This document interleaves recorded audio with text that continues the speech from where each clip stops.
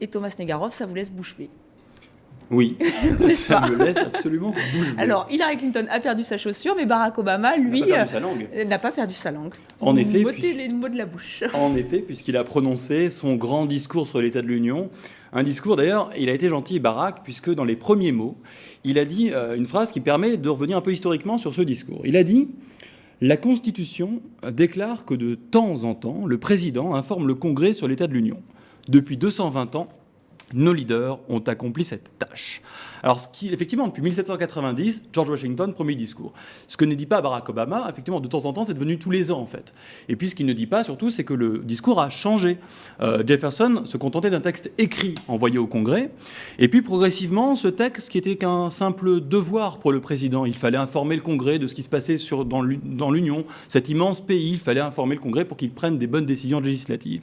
Et puis, progressivement, avec la médiatisation, avec un président qui a voulu avoir beaucoup plus de pouvoir législatif, ce discours est devenu un moment très fort, un moment où le président a pu essayer de convaincre le Parlement et au-dessus de lui directement le peuple qu'il y avait des choses à faire pour la législation, pour le droit américain.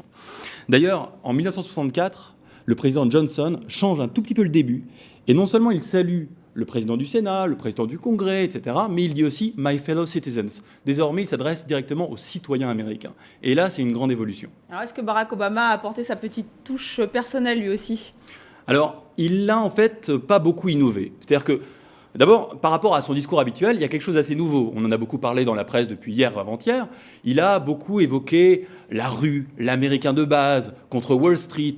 Ça ressemble à du populisme. Et ça, on n'était pas habitué. Ça s'explique très certainement par la défaite électorale d'il y a quelques jours dans le Massachusetts, où en fait, ça a été compris comme étant Obama trop loin des préoccupations des Américains. Donc il est revenu un peu là-dessus. En revanche, sur le fond du discours, rien de bien nouveau. À nouveau, Barack Obama, comme tous les présidents avant lui, surtout Ronald Reagan, ne cesse d'en revenir aux valeurs américaines. C'est l'unité américaine qu'il faut à chaque fois remettre en avant, remettre au goût du jour.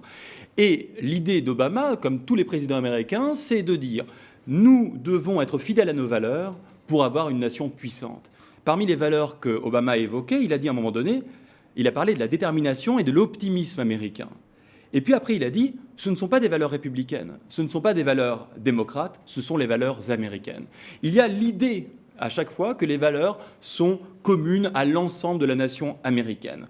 L'idée étant pour Obama de absolument éviter les clivages partisans, de réunir tout le monde autour de mêmes valeurs, avec toujours derrière la tête l'idée de faire avancer le Congrès dans le sens souhaité, en l'occurrence faire voter notamment la loi sur la santé. Donc on le voit finalement, ce discours très ancien depuis 1790 repose sur des ressorts eux aussi très anciens, les valeurs américaines, les pères fondateurs sans cesse convoqués, et Obama n'échappe pas à la règle. Merci beaucoup, Thomas.